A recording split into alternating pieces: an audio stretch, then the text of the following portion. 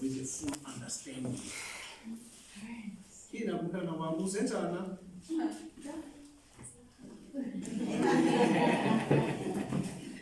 Okay, wonderful. Incwadi yabaseKolose mandifunde ngokwami ku-3 with 3 ndizophelela nje esipha ku-7. Iziqhamo zokuvuka kunye noKristu masithi. Iziqhamo zokuvuka kunye noKristu. Masiphindeni. Iziqhamo zokuvuka kunye noKristu. Ndicela ke ngoke uverse 1 afundwe ngomnye wethu. Ufunde ke zona. AmaKolose chapter 3. Ndifuna iBhayibhile engcwele. Yeah, ingcwele kodwa ufunde khona. Okay. Ukuba ngoko navuswa kunye noKristu, funani izinto zaphezulu. Iyayiva la ethini? Ukuba ngoko navuswa kunye noKristu, funani izinto zaphezulu. Make siphinde. Ukuba ngoko navuswa kunye noKristu, funani izinto zaphezulu. Iyasilelela kakuhle ukuba navuswa kunye nobani noKristu. And then ithini? Funani izinto zaphezulu. But only ukuba. You understand? Ukuba. You know yourself. Uyazazi lezinto ozozifunayo. Uyazazi lezinto ozithandazelayo.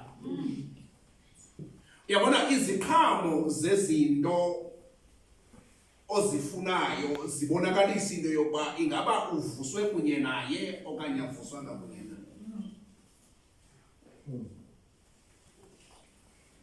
Ukuba navuswa. Loo nto leyo ithetha into yokuba akuvuswa ungakhange ufe.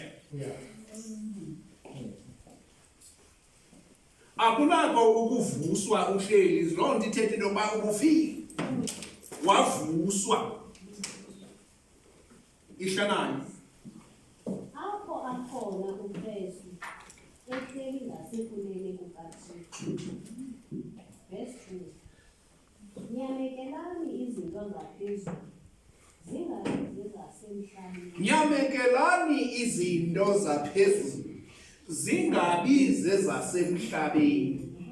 Mhlambe omnye wethu uyafuna uqonda ukuthi tata kaku explainele uba zeziphi na ezi zinto zaphezulu, iphinde ibe zeziphi ezi zasemhlabeni.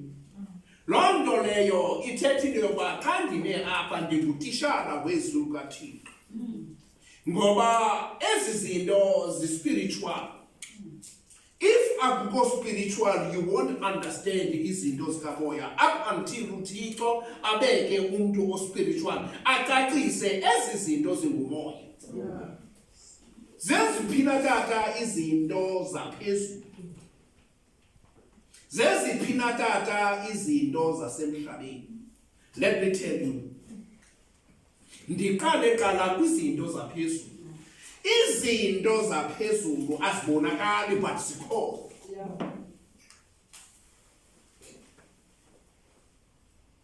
And xa sisizifuna ezi zinto asizifuni uKristu osemhlabeni ngoku. Sizifuna kuThixo, kuYesu ongasekunene kukaThixo. Uyabona umuntu uxakekile, zininzi into azifunayo ezomhlaba, imali zeza la. Izindlu zeza la. Imoto zeza la. uYesu uthi ngoku sanondifuna imoto, sanondifuna izindlu, sanondifuna imali, ngoka ndifuneni izinto zaphi zaphezulu. Zeziphina ezi zinto zaphezulu. Thando siyafumana incwadi yamaGalati 5. Uyifuna njani imoto ungenalo uthando? Uyifuna njani indlu ungenaxolo? Yabona ngoku le nto ngu-vice versa. Ufuna imoto but uthanda kunalo. ufuna umsebenzi but akunaxolo.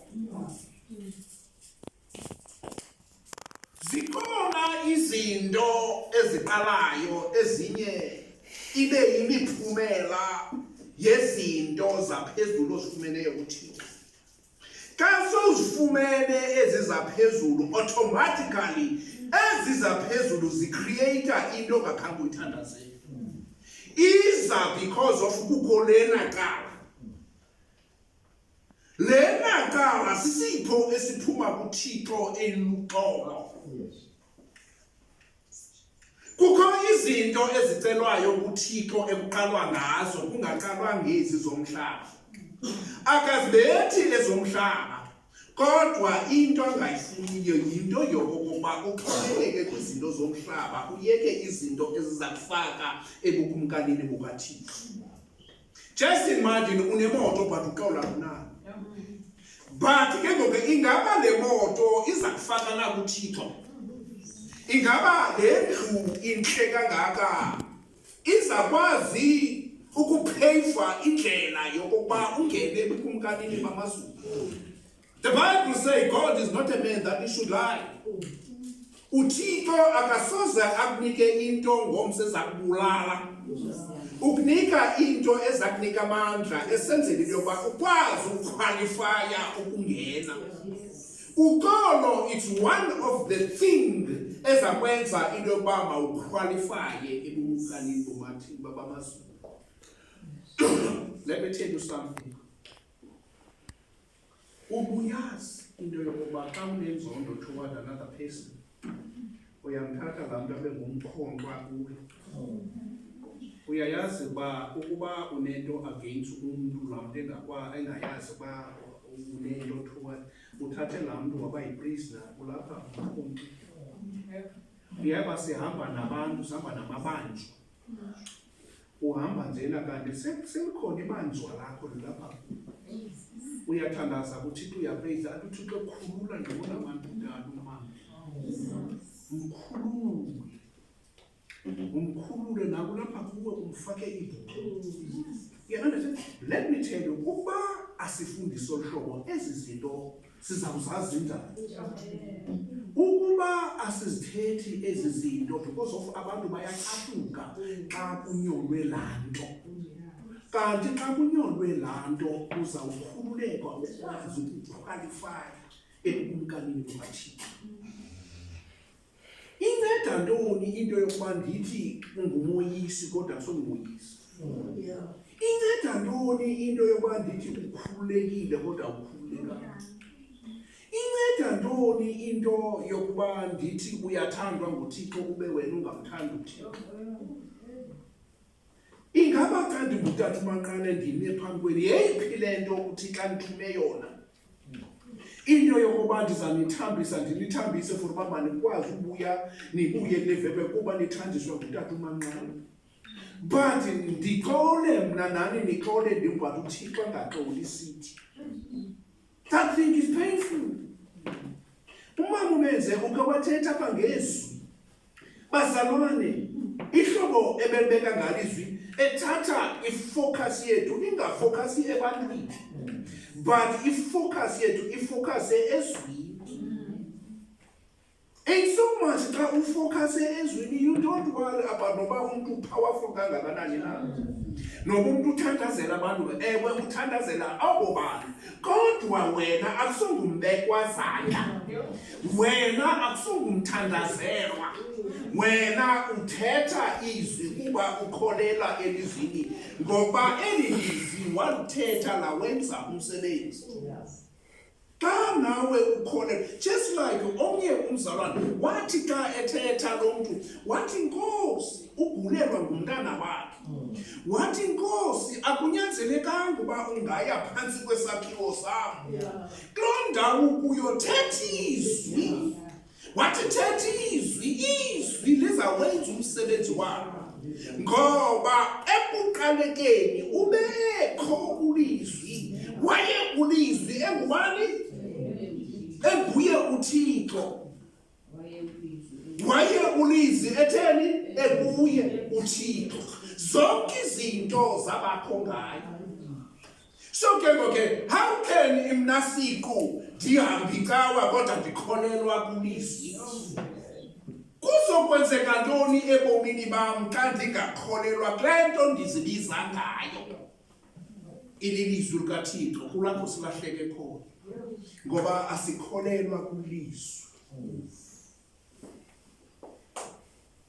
Asikholelwa kulizwi.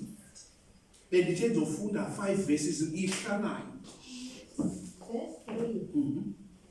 Kuba nafayo baye ubomi benu bufihlakele ndawonye noKristu. Kuba nafayo ubomi benu bufihlakele ndawonye kunye nobani? Bazalwane, akho mntu uzokwenza isithunzela apha. Did you know imiphefumlo engayanga kuThixo intelantula apha emoyeni? Awusoze usibone isithunzela ngamehlo wenyama. Isithunzela yimiphefumlo ethathwe kwangabantu aba-ekta abapractiza loo nto. Aba bantu ngabantu abahamba ebusuku bayokwenza izinto baphume kubo, bayokwenza izinto bekwispirit. Bayakwazi ukubangela into yokuba wena bathathe wena ibhodi ihlale phaya uyobethwa, uyothoshariswa ngoba uphume kwibhodi akwaya kubani kuThixo. uThixo usifihlile kuye ukuze uSathana angakwazi ukuthatha umuntu wangaphakathi amenze isithunzela. Bazalwane, uyakwazi ukufa kanti akuyanga kuThixo umntinda apha kule ndawo, ufakwe ezikhabhathini ukho, usezodropini ukho, uyababona abantu but bona bakuboni up until utyhilelwe nguThixo kuba nantsi into ikhona. Let us be very careful. This thing is not very easy. Ndiyabona abantu beyenza into yecawa, sonto yecawa, this thing is dangerous. Uyazukhale the moment kuphuma wena kuwe because of ubomi bakho abufihle. Yabona ithi iBhayibhile ubomi bethu bufihlakele kuye, which means abakwazi ukwenza isithunzela ngoba ubomi bakho bufihlakele kuye. So try by all means ungadlali ngento kaYesu ngoba ikwenza into yokuba ongendawo angabi nayo ichance yokuthatha umuntu wangaphakathi. Emaxesha esifa, he made sure into yokuba ongendawo akanabango lokuthi touch this soul. Akanange, hey badalana, angeza enyameni ayondlavula inyama just like uJob. Kodwa kukho into angayikwaziyo wena. Akakwazi. Akakwazi ukuthatha. What about abantu bayisi kangaka? Bathathwayo kuthiwa bafile, jonga kwenze le example. uZimasa ubuya ngapha eTranskei. uZimasa, niyamazi uZimasa. Abantu abayazi ba asimelelana nganakazi nanyana. Sucima ngoku Sathana sizabethwa singamaphola sidutyulwe senzelana no. Ukusihlasela kwakhe sihlaselwa spiritual. That's why uYesu wafa, wavuka, wa-operator in the form of spirit. uZimasa ubuya kokwabo and uhamba no-sister wakhe no-brother wakhe ngokubengcwaba ngosebevephelele. Mamela ke ngoku phaya wafika phaya no-sister bakhe bashumayela bashake Mandawo yaseTranskei, yaseTranskei evela eTranskei. Ya, washayika. Uthe xa ebuya.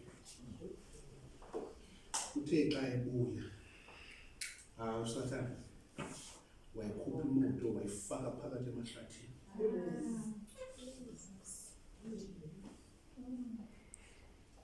Wayithatha imoto wayifaka phakathi emahlathini. Into sele wayenza umuntu drive wadala. abona i-light sisuke eGeorge eza light uthi udriver ithi apha kuwe ize i-light oyibona ngoku sekushushu ize kuwe uqale uzame ukuphepha kanti akho light engandawo.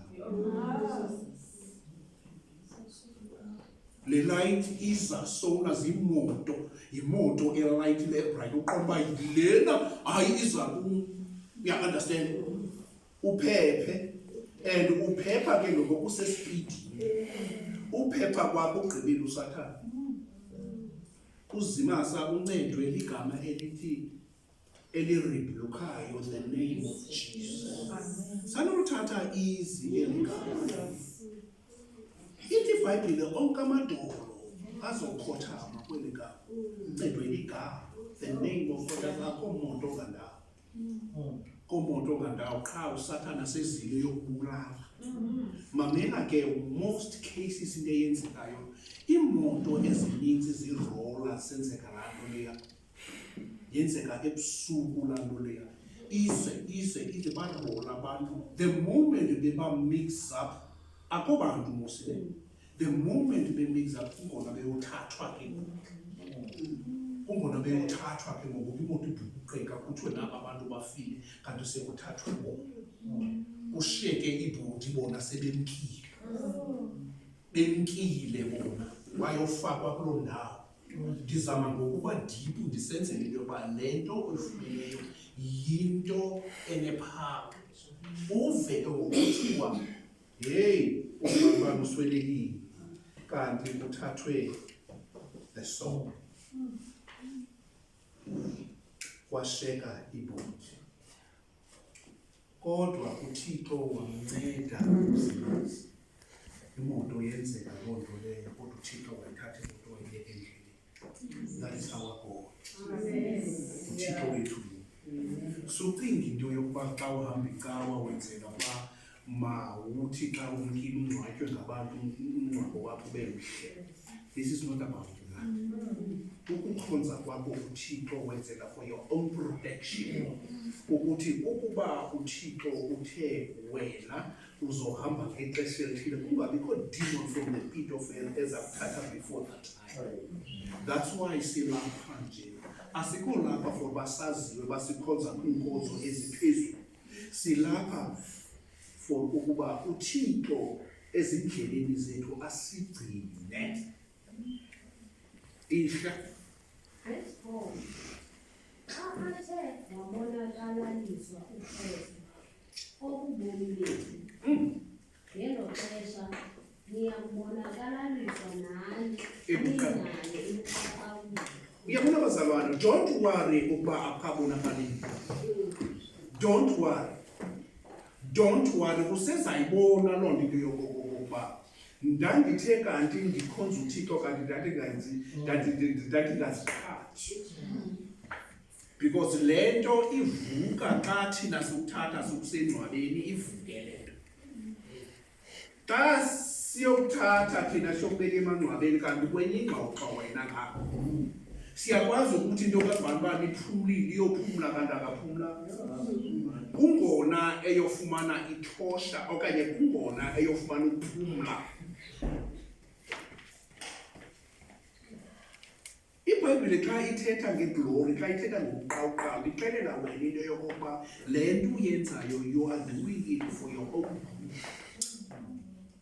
Tomorrow akuzokuzizonda xa sowuneentlanganiso zamatyala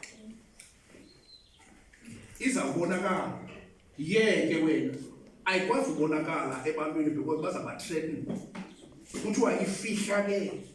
Xa into ifihlakeleyo that means into yokuba ayikwazi ubona but uThixo oyifihlileyo iyayibona. Nawe uyazazi into yokuba ukuye naye ufuna. Masingayithathi light bazala, do not waste your time. Do not waste your time. Do not waste your time ukuze uThixo kanti akuzohamba according the will of God. Bazalwane, make sure into yokuba uThixo njena iminyawo njena because of uThixo. Ukuba uzamyeka na lo Thixo okanye akuzomyeka na because of ukudanisa. And ndizixelele into yokuba ndizamkhonza noba nesandla esinye. Because le one day isiwa emhlabeni kodwa umuntu ofihlakele ubuyela kuThixo. That's what I know about God. Do not give up xa ufika uze kuThixo aze uThixo angakuxolisi ngokwasenyameni kodwa akuxolise ngokwasemoyeni. Because into eyenzekayo ngoku ii-families ezinemali azonwabanga. Ii-families ezinento zonke azonwabanga. Ungababona benemali benento zonke bekhafukhafu abonwabanga. Andithethi ngamatyala, mandithetha ngobomi obuphilwayo. Because ubomi without God abukho right, abukho healthy, bubomi bothreatenishana, bubi ubomi, ubabone bebahle befanelekile kodwa akukho bomi. Bubi akukho right, ungaze uwishele into yokuba ufane nomuntu osisityebi onemali. Abanye bayazidubula. Uzibuze into yokuba njengoba nento yokuzidubulela lo kanti kubi tathumali. Kubi akho right endlini. Try by all means into yokuba ungabi noThixo ngaphandle only, ube noThixo uwe ngaphakathi. Nguye ozakukhamfata. Nguye ozawuthi make sure into yokuba don't worry my child. Nguye ozawuthetha i-conscious yakho. Nguye ozawuthetha into your spirit. Athi don't you worry. Let's move. That is our goal. Don't worry. You understand? Sukuzubulala because of Fernando. Do not kill yourself. No. Uko umuntu osisityebi ongaphakathi ukodlula aba bazisityebi ngembonakalo. Ngidla ngokuthi xa ndithetha nabantu, yabona I'm driving powerful cars, but eza moto aziyo nix more than umuntu. Xa ndiphuma apha eButa bendisisa ngapha ndabona abantu phandle abakhwelisa. Ndikuxelela inyaniso kaThixo, ndabona abantu phandle abakhwelisa and andibatshaji nesente. Because lakona ndiyayazi ukuba lakona i-dangerous. Lakona bazokhwela kade ndithathe ngokubathatha ndiyobabeka eWestville, abanye ndiyobabeka eMaphathe bekhwela ndithi God bless you. Yeah, because I know le nto ndiyenzayo. Ndiyayazi ndisindisa umntu. Ingqondo yam yokuba laa mntu, it doesn't matter noba ndihamba ngeBenz. iBenz mayingabaleki ngaphezulu lomntu. Ndithi ngubani lo mntu andinakumkhwelisa iBenz yam. Uyayazi uba ungagqitha ngeBenz, iroli iBenz ukugqithe kulaa mntu ibe ngulaa mntu obalekayo yokhupha phaya. Ugqithile abaleka umntu ayokukhupha. Loo nto ibonakalisa into yokuba icandzi liyakubulala nokudlakaza kodwa kukumntu. Do not play ngomuntu. Doesn't matter wakunika into akakunika nto, kodwa your reward is from above. Kuyaxhomekeka ukuthi xa uyenza la favor uyenza ufuna imbuyekezo na okanye uyenza lo favor kuba usithi God ngumntwana. That is our goal. Ihla iqhina. Verse 5. Ukisani ngoku amalungelo asemhlabeni. Ukulo, ukungcola, ukuthabatheka okuhlazisayo, inkanuko embi nokubawa, okuyinkonzo yezithixo kona oko. Before ndingene ke last verse, khona ke ndicacise njena le nto ndiyafuna into yokuba si-understande kakuhle lena. Sometimes siyayifunda ne, you understand, but ungayi-understand what does it mean. akonto ke ngoko irongo njengento yokuba you read and unga-understandi what you read. Asiyonjongo kaThixo into yokuba masifunde sogqiba singa-understandi. Injongo kaThixo, that's why uYesu esithi continue. Uthi continue in my words, akathi gqitha, akathi funda, uthi kodwa qhubekeke. Continue, ucontinue, umishino yokuba ufunda lento up until ingene engqondweni yakho. Xa ithe yangena engqondweni yakho yona ngokukwakho izazicacisela kubo ukuba yona ithetha ukuthini. Because nothing will explain himself noba ingekho kuwe. Now ufikeleleka isimo ngoku lo muntu uyithethile lento akazophinda ayicacise, kodwa ukuba uyithrowe into your mind, ukuba sithi iyaphila mayiphile isicacisele ukuba yona ithetha ntoni na. Which means thina sibhiliva kwilizwi elithethayo, alithethi only xa lishunyayelwa, lithetha even though lilapha kuthi. Loo nto, that's why sisithi liyaphila. Sithi liyaphila because uve kukho into ethethayo. Le nto ithethayo lilizwi likaThixo, uzifumane ukwisimo sokuba akufuni udibana nabantu ngoba kukho into ethethayo. Lilizwi likaThixo, liyaphila. Liyaphila ilizwi likaThixo. Liyaphila ilizwi likaThixo. Ithi bhubhisani ke ngoku amalungu wenu asemhlabeni. Ithi umbulo. Ithi umbulo, kill that. If uyayibona ba this thing is happening, kill it.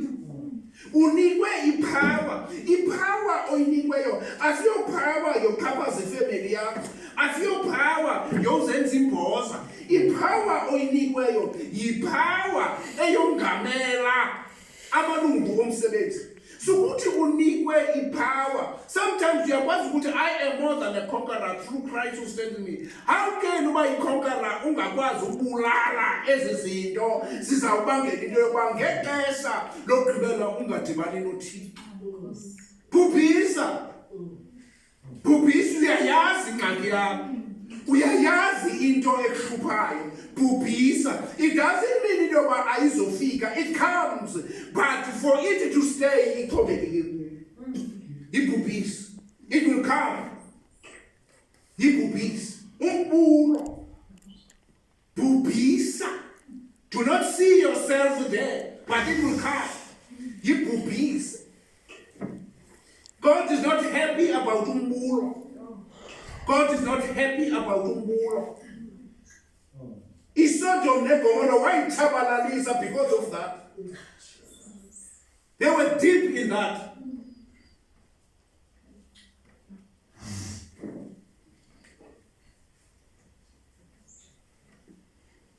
Zizinto ezi-operatayo emhlabeni. Ukungcola. Ukungcola, evil. Ndakwenza le example ngokungcola. Ndakwenza le example. Ukungcola akusoze umbone umuntu xa sengcolile. Ndakwenza le example. Uyaphaka laba bantwana. Njengophaka njena kunomntana wakho.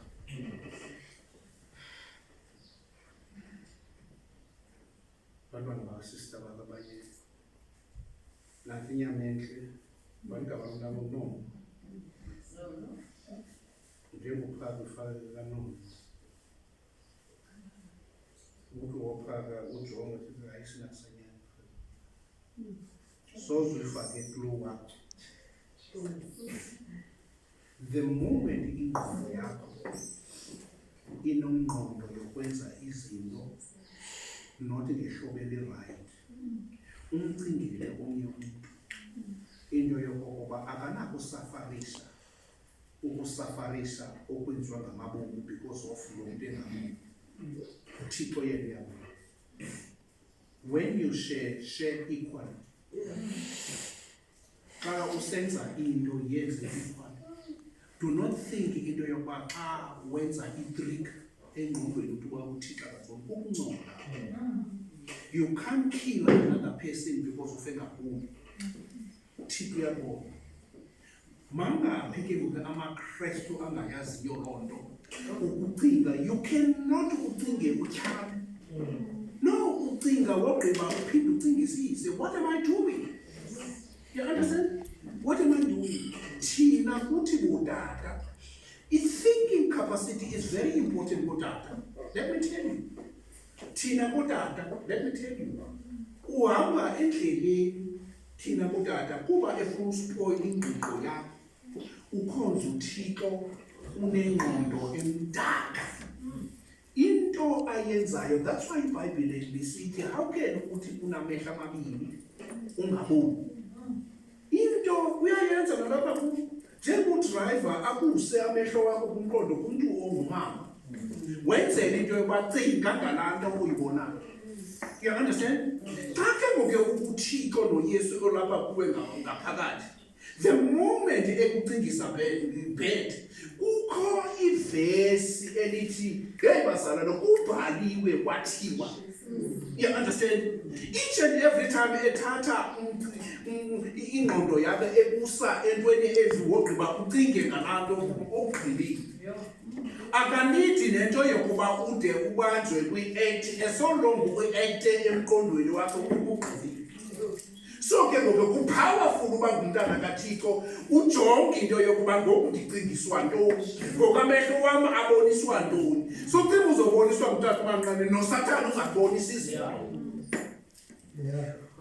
Uzabonisa uSathane, which means uyakwazi ungumntana kaThixo ungengomfundisi ungumrhamente but umrhamente osober umrhamente oyoyika uThixo kuThixo. La mrhamente is more greater than umfundisi uShumayelani. Sifuna uba ngabefundisi bonke kanti kugcwele ifake zabantu abamdaka. How can ufuna uba yinto uThixo angayivumi? Uright wena ehlobo ulilo because une fearing of the Lord inside of you.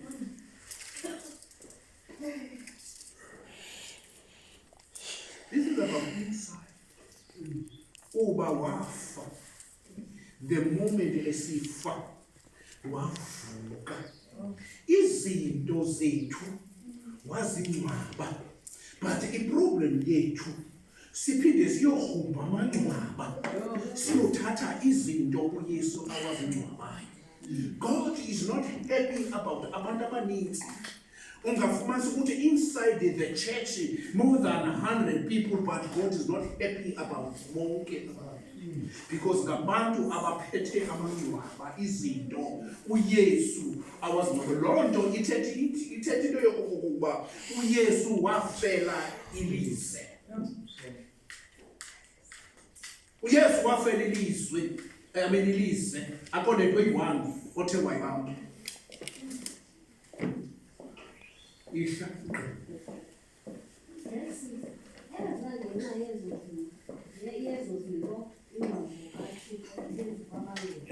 phezu kwabangavayo inqubo kaThixo. Just imagine bazalwane, just imagine uhamba icala kodwa uqunjelwe nguThixo. Bangapha abantu abaqunjelwe nguThixo.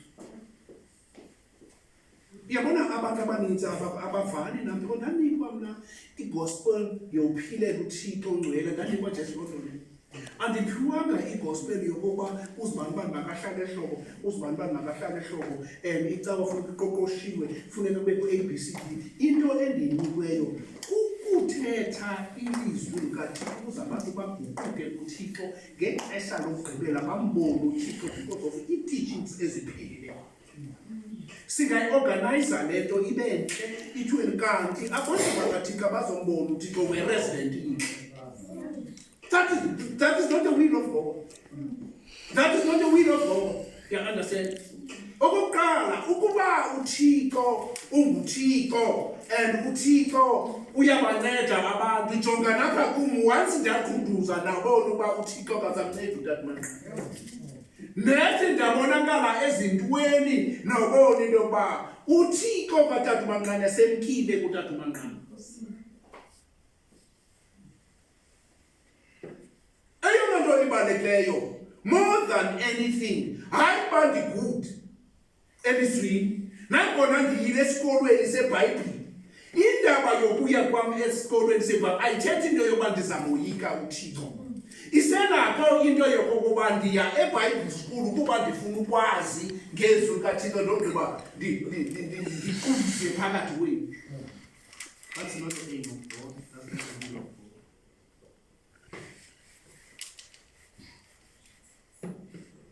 Ingqubo kaThixo iza phezu kwethu because of singamhloniphi uThixo. Nenkonzo yezithixo. Uyabona iqonga lami nansi pulpit. Iqonga lami esitamanqana esipulpit. Akumntu ngenaqonga xa enqondo. Iqonga labantu bezithixo zimpondo zimakhaya athi xa ethetha ame ecangempondo azibambe. Iyathetha liqonga lakhe akwazi umphazamisa apha elam iqonga yipulpit whereby etsala abantu ebatsalela kuThixo, but ayisoze batsalele kuThixo ukuba mna ndigcwele ukufa. Ndohlala nabantu abaculayo batsayive xa kwi-keyboard, but the fact remain abazombuma. Injani uba buhlungu loo nto? Ndirecognize esikamanqana kodwa ndihamba nabantu abazongazombuma. I think it's painful. So that's why ungasoze ufanele undibone ndishumayela iimessages zokuimpressa abantu, iimessages zokuthandazela abantu. Masiyekeni ukuthandazelwa ukuba ngabathandazelwa. Siphumile ngokuplondo yokuba uzithandazele. Wogqiba uthandazele nabo bawiki basefemelini yakho. Stand firm. Uxhomekeke kuThixo ngamaxesha onke. Kubi kule mihla siphila kuyo, asomihla lokuhlala uyongena kule micala, uphinde ubaleke uyongena kule micala. Uzawufika uYesu usajikeleza. Yabona ungabaleka kule micala. Ndeke ndathi xa ndithethayo, it is good into yokuba uhambe uyowukhangela. Yeyona nto good leyo, because awukwazi ukuhlala ecaweni ukubona into yokuba akwenziwa iwill kaThixo. Uzohamba uyokhangela, but kuthi ke ngosiendaba sisithi uyayiliza kanti akokulilisa. Uhamba up until ufumane le ndawo uThixo akufuna kuyo. But kukho ke ngoko intetho ezawuza ikusinde. Uzibone njengomntu ohilizayo kanti akuhilizi, ufuna inyaniso. Apho uthe wayifumana khona inyaniso, akekho umuntu onobaleka enyanisweni usuka zintsi. Athi yes, I'm at home because ndifumene inyaniso. Ukukhutshwa, ukujonga ebefundisini, but ujonge kuThixo.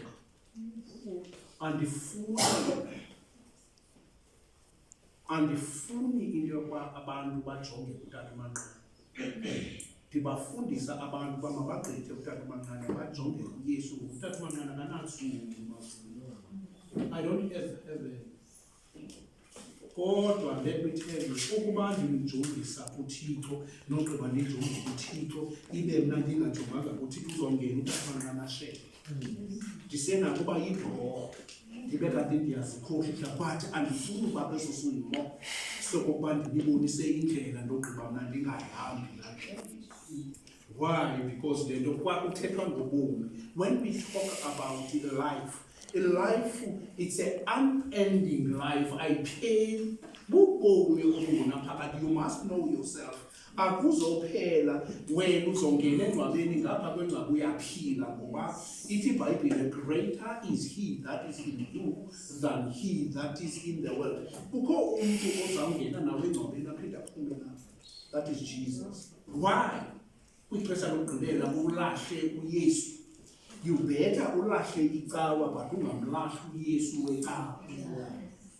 Abantu abaninzi balahle uYesu wecawa ogqiba bathatha icawa. Ngoku into eyitrendayo ngoku seyicawa. Good churches, I was there. ukuba ngokusaneqa inkonzo, I was there kwinkonzo yalapha eBhayi eyayiphuthuke kunenkonzo. I was a preacher there. Bayayazi abantu abathile. Ndandihamba nge-flight, ndandihamba nge-plane. But uThixo spoke to me, what that is nonsense. Ndandihamba nge-plane, namhlanje ndisehotele ndisemarini ukugqiba uphuma kwami ukuba ecaweni. And all of us sinikwa imali yesuku. Sitya yona. Ndifly ndiyotsho eRhawutini ndingakhange ndibhatale, ndifike eRhawutini ndiorganizelwe ilanto eright, ndogqiba ndisiwe esikolweni ndiphinde ndibuye ndiphile ubomi obukhafukhafu.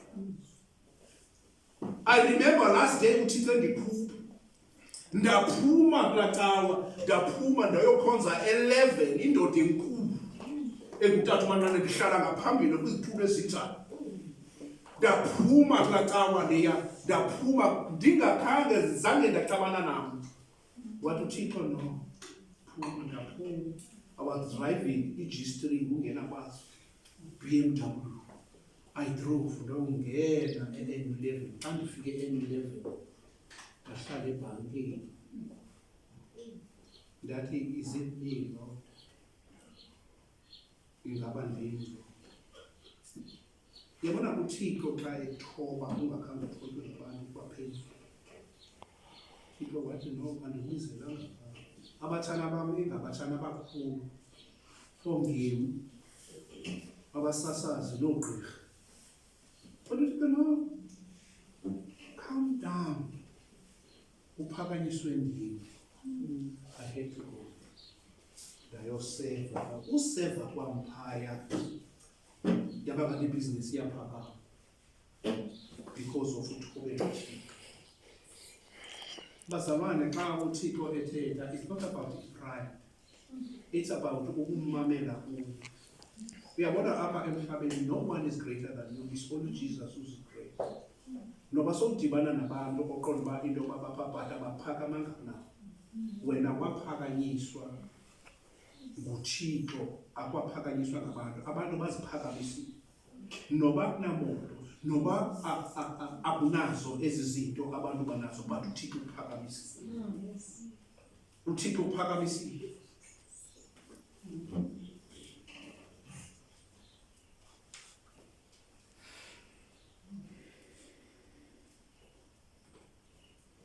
Enanifuduka nihamba phakathi kwazo nani, okuya nabi nibe nisidla ubomi nikuzo. Changing life, ukutshintsha ubomi, ukutshintsha ubomi.